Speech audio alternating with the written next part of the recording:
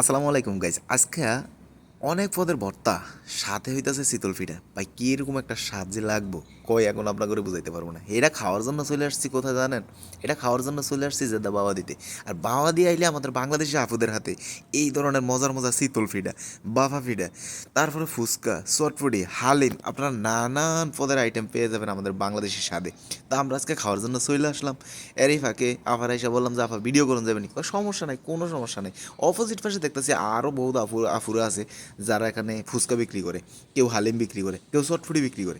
তো যাই হোক, কথা হারাইতে পারাতে এদিক দিয়ে মনে করেন যে সব ঘুরিয়ে ঘুরিয়ে আপনাদের দেখানোর জন্য চেষ্টা করতেছি। বাকিটা দিয়ে আরেকজন আপু ওই পাশ দিয়ে কিন্তু শীতল পিঠা বানাইতেছে। আর যেই পরিমাণ ধুমছে আঙ্গ বাঙালি রেখাইতেছে, এই কথা কইতে কইতে দিয়ে আমগো ফিডা অলরেডি হয়ে গেছে। আফাই কইতেছে একটা ফিডা অলরেডি হয়ে গেছে, আপনারা খাইয়া দেখেন যে কেমন লাগে। তা আমি কি তাহলে দেন দেহি চেক কইরা। তা আমি হাতে লইছি, লইয়া চিন্তা করলাম আমি কেমনে খাই, ভিডিও যেহেতু করতেছি তার বাইরের আগে দিই। তো বাইরের হাতে প্রথমে আমি শীতল পিঠাটা দিয়ে দিছি। তো দেওয়ার পরে বাইরে হাতে লিয়ে একটু লাড়ালাড়ি করতেছে। এরই ফাঁকি দিয়া আফা কি করলো, যেহেতু চুলা খালি যাইতেছে, আমি আরেকটা পিঠা দিয়ে দিই। আপনারা কয়টা খাইবেন? আমরা দুইটা আগে খাইয়া দিই, খাওয়ার পরে যদি ভালো লাগে তাহলে আমরা আবার লুমো।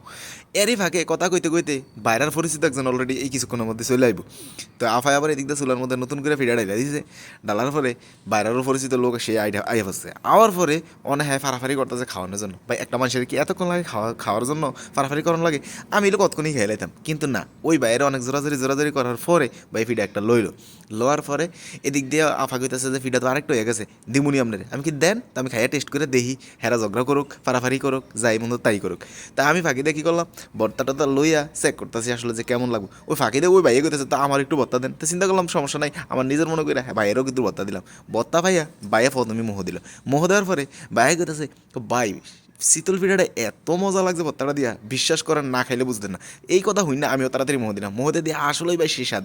এটা বাংলাদেশের মাটিতে, মানে সৌদি আরবের মাটিতে এই ধরনের পিঠা আসলে কল্পনার বাইরে। তো চিন্তা করলাম এই ধরনের পিঠা যেহেতু মজাই লাগে, তাহলে আমরা প্রত্যেক সপ্তাহে কোম্পানিতে ছুটি লিয়ে আইয়া শীতল পিঠা খাই যাবো। আপনারা যদি খান তাহলে চলে আসেন জেদ্দা বাবা দিতে।